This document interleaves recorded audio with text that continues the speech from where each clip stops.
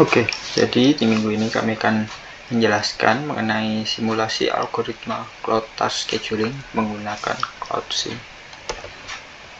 Yang pertama kita perlu tahu dulu apa itu cloud computing.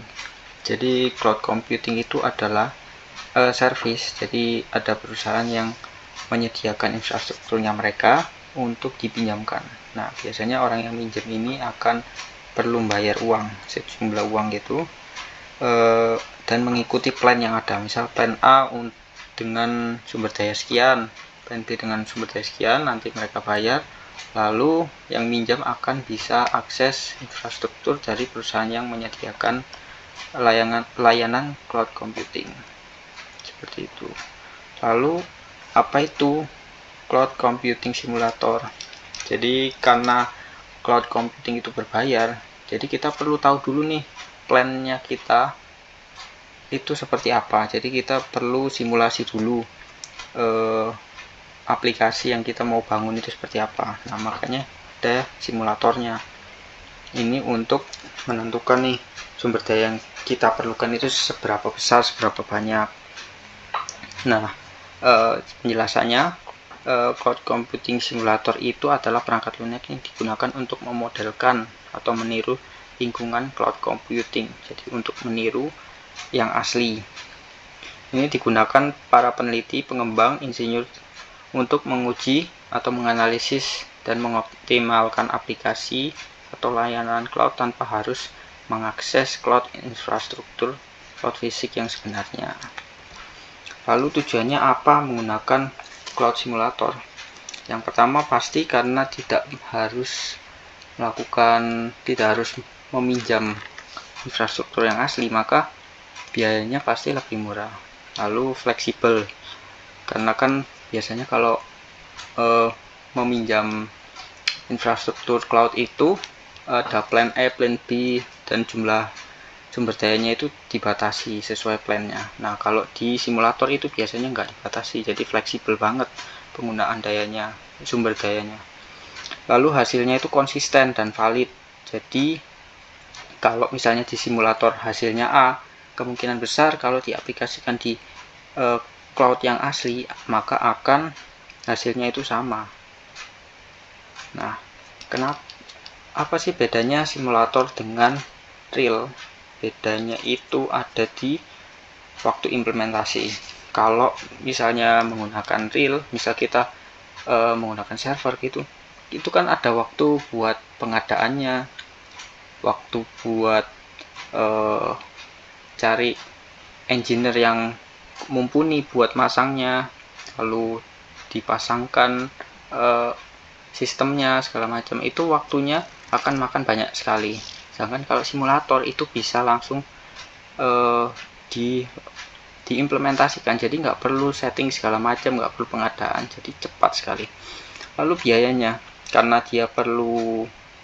kalau asli itu perlu pengadaan, perlu engineer segala macam, jadi biayanya itu akan sangat besar berbanding terbalik dengan menggunakan simulator. Bisa langsung satu laptop melakukan simulasi. Lalu fleksibilitas, karena yang tadi saya jelaskan ada plan dari perusahaan cloud computing, maka nggak fleksibel nih. Kalau kita plan A cuma sumber dayanya sekian, lalu kita bangun aplikasi, tiba-tiba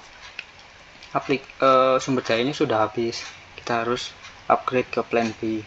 Nah, itu nggak fleksibel sama sekali. Kalau di simulator itu berbanding terbalik, dia itu fleksibel, jadi kita bisa bangun sesukanya kita. Nanti terakhir kita bisa hitung sendiri nih sumber daya yang kita pakai akhirnya nih berapa. Lalu yang terakhir ada keamanan. Nah, kalau di simulator itu biasanya lokal, jadi nggak mempengaruhi aplikasi-aplikasi yang sudah development, maksudnya production. Sedangkan kalau yang lingkungan cloud yang asli, kalau perusahaan tidak membedakan antara yang development dengan yang production, maka ini bisa mengganggu aplikasi yang sudah development, sudah production maksud saya. Lalu yang terakhir selanjutnya maksud saya kenapa pakai CloudSim, kenapa nggak pakai aplikasi simulator lain. Yang pertama, menggunakan CloudSim itu banyak yang pakai CloudSim. Jadi 58% penelitian itu menggunakan alat simulasinya itu CloudSim. Nah, karena banyak banget yang pakai, pasti dokumentasinya atau kita nanya di forum itu banyak yang responnya itu pasti akan lebih baik kalau daripada kita pakai aplikasi-aplikasi yang popularitasnya itu lebih rendah atau komunitasnya kecil. Jadi itu keuntungannya. Nah, selanjutnya banyak digunakan dalam penelitian. Ada dukungan Windows, jadi Windows kan mayoritas pengguna laptop itu kan pengguna Windows ya, jadi pasti kompatibel ke sebagian besar pengguna. Lalu outputnya itu bisa diekspor ke dalam TXT, jadi kita bisa analisa lebih lanjut seperti itu. Selanjutnya ada skenario cloud task scheduling. Berikut ini ada gambar network diagram dari sistem cloud yang melibatkan beberapa komponen penting dalam proses penjadwalan dan pengelolaan tugas. Proses dimulai dari sisi user yang mengirimkan daftar tugasnya melalui antarmuka aplikasi. Tugas-tugas ini akan dikirimkan ke data center broker, yaitu komponen perantara yang bertanggung jawab untuk memilih dan mendistribusikan tugas ke berbagai data center yang tersedia. Seperti data center 1 hingga data center 6. Setiap data center terdiri dari banyak server fisik yang disebut host. Di dalam host ini terdapat beberapa virtual machine atau VMS seperti VM1, VM2, dan VM3 yang digunakan untuk mengeksekusi tugas-tugas dari user. Terlihat juga di sini ada struktur internal dari salah satu data center. Di sini ditampilkan bahwa setiap host dapat menampung beberapa virtual machine dan VM inilah yang akan digunakan secara langsung untuk menjalankan beban kerja yang diberikan oleh user. Diagram ini juga memperlihatkan bahwa sebelum proses distribusi tugas dilakukan, data center broker terlebih dahulu mendapatkan daftar VM dari sistem, lalu mengalokasikan tugas berdasarkan resource yang tersedia. Setelah tugas selesai, hasilnya akan dikembalikan ke user melalui broker. Secara keseluruhan, diagram ini menggambarkan arsitektur cloud-based scheduling yang bersifat terdistribusi, fleksibel, dan scalable. Cocok digunakan dalam simulasi atau lingkungan cloud computing modern seperti yang disimulasikan pada tools seperti CloudSim. Nah, selanjutnya ada CloudSim configuration. Di slide ini menjelaskan konfigurasi CloudSim yang digunakan untuk menyimulasikan skenario cloud computing. Konfigurasi ini mencakup 3 bagian utama. Ada data center configuration, network configuration, dan VM configuration. Pada bagian data center configuration, terdapat 6 data center, yaitu D1 hingga D6.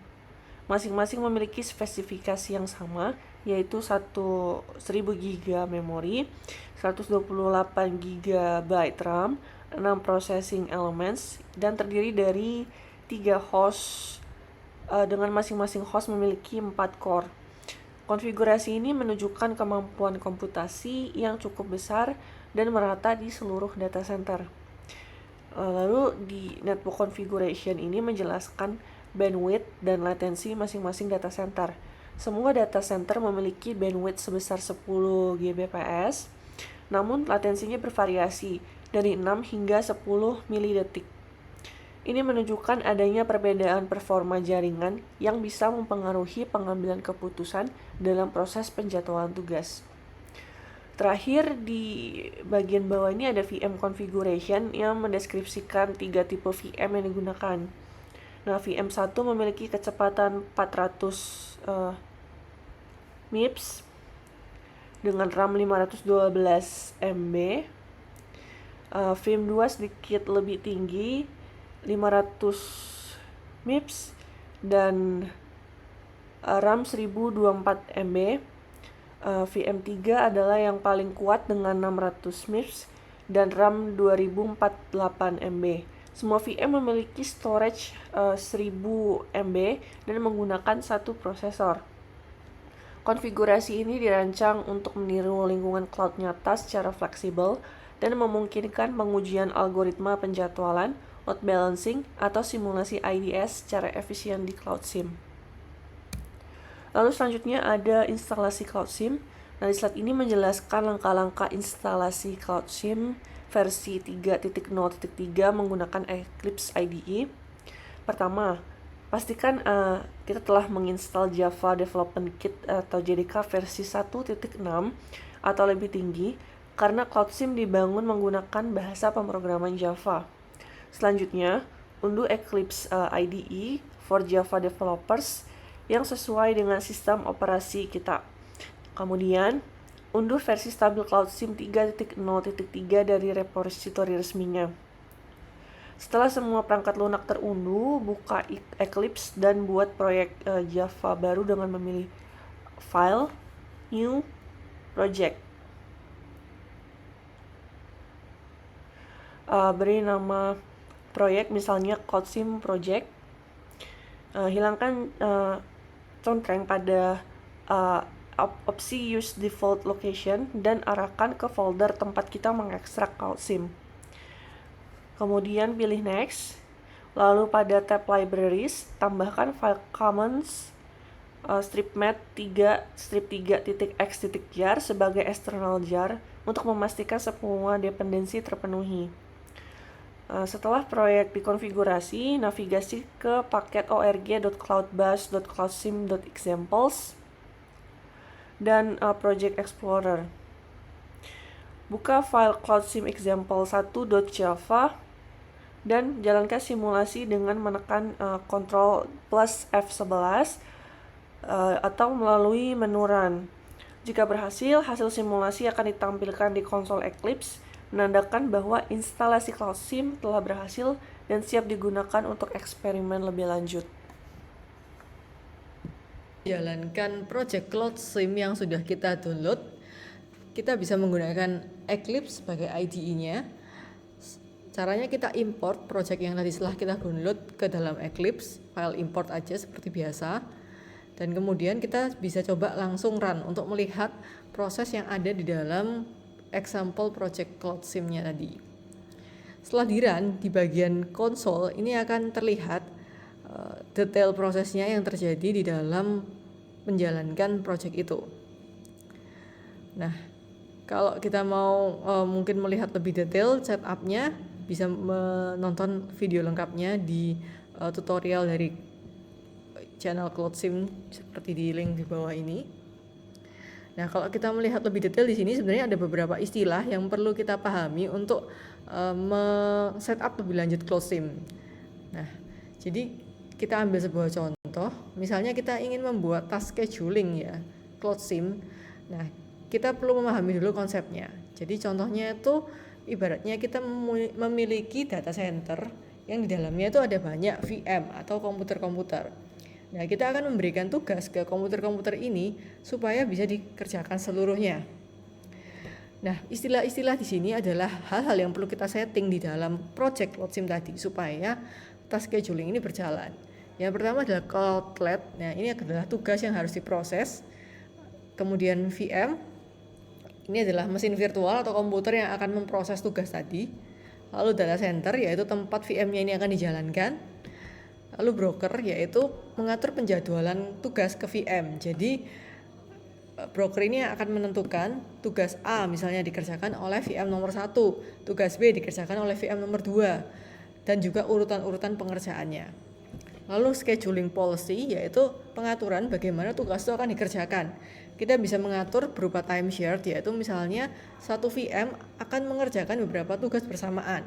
Contohnya ibaratnya kalau kita menggunakan komputer, kita kan bisa membuka Microsoft Word sambil ngetik, lalu sambil buka Spotify, sambil dengerin musik, sambil buka web browser untuk browsing data. Nah, itu kan tugas yang bisa dijalankan secara bersamaan.